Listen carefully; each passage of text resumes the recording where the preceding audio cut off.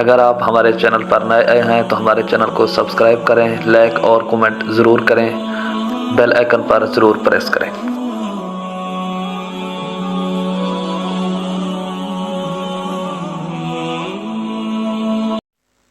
السلام علیکم ورحمۃ اللہ وبرکاتہ۔ دوستو، میں ہوں عبدالغفار الغفاری اور آپ دیکھ رہے ہیں خوشحال پاکستان۔ خوشحال پاکستان میں خوش آمدید۔ اسرائیل کبھی بھی جنگ نہیں جیت سکتا، یہ صرف میرا دعویٰ نہیں ہے، بلکہ آگے چل کر میں آپ کو اس کے حقائق اور اس کے دلائل بھی بیان کروں گا کہ آخر میں یہ کیوں کہہ رہا ہوں کہ اسرائیل کبھی جنگ نہیں جیت سکتا۔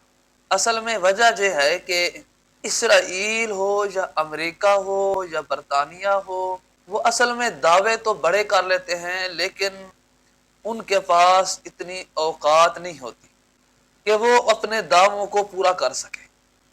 اسی وجہ سے آج میں آپ کے سامنے کچھ حقائق رکھوں گا جن سے آپ کو اندازہ ہو جائے گا کہ اسرائیل کبھی جنگ نہیں جیت سکتا۔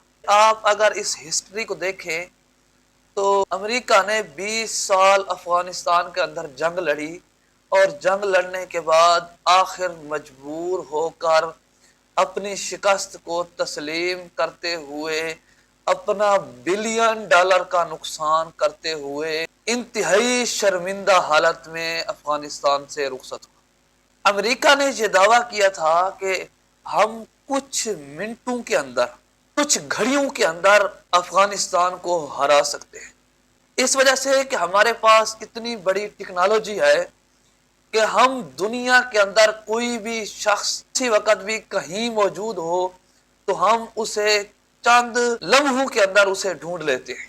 لیکن یہ صرف ان کا ایک دعویٰ تھا، اصل میں ان کے پاس تھا کچھ نہیں۔ وہ لوگوں کو ذہنی طور پر شکست دینے کے لیے، اب بھی کچھ لوگ یہ کہتے ہیں کہ اسرائیل جنگ جیت جائے گا کیونکہ مسلم ممالک کے پاس کچھ نہیں ہے۔ اصل میں ان کے پاس اتنی ٹیکنالوجی تھی نہیں جتنا کہ اس نے بڑا دعویٰ کر دیا۔ جب بڑا دعویٰ کیا تو لوگوں نے اس سے بڑی توقع کی کہ اب یہ افغانستان کو چند منٹوں کے اندر کس طرح نیست و نابود کر دیتا ہے اور یہ کس طرح جنگ جیت جاتا ہے۔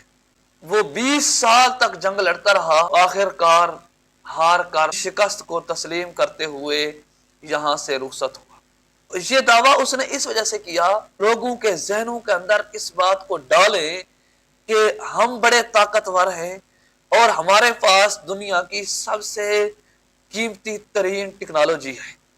حالانکہ افغانستان کے اندر امریکہ کے ہوائی اڈے کے چند کلومیٹر کے فاصلے کے اوپر، تقریباً 7-8 کلومیٹر کے فاصلے کے اوپر، ان کا مطلوبہ شخص اسامہ بن لادن کئی سال تک وہاں رہا، لیکن ان کی ٹیکنالوجی ایسی فیل ہو گئی کہ وہ اسے بھی نہ تلاش کر سکے۔ اسی وجہ سے ان کے پاس اتنی بڑی ٹیکنالوجی تھی نہیں، بالآخر اسے اپنی شکست تسلیم کرنی پڑی۔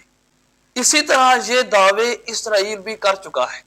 اسرائیل کہتا ہے کہ میرے پاس ایک ایسی ٹیکنالوجی ہے جو اس ٹیکنالوجی کے ہوتے ہوئے اسرائیل پر کوئی حملہ کر نہیں سکتا، حملہ تو دور کی بات، حملے کا سوچ بھی نہیں سکتا۔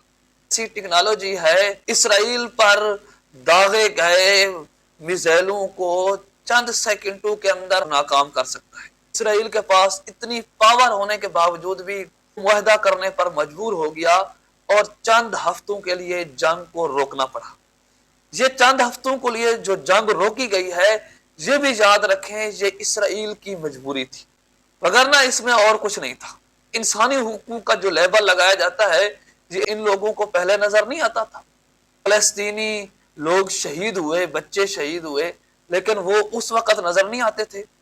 اسی وجہ سے اسرائیل کے پاس دراصل اتنی طاقت نہیں ہے وہ جنگ جیت سکے۔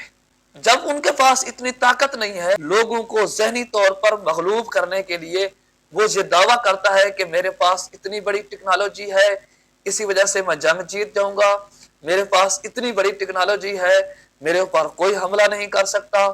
حالانکہ یہ سب غلط ہے۔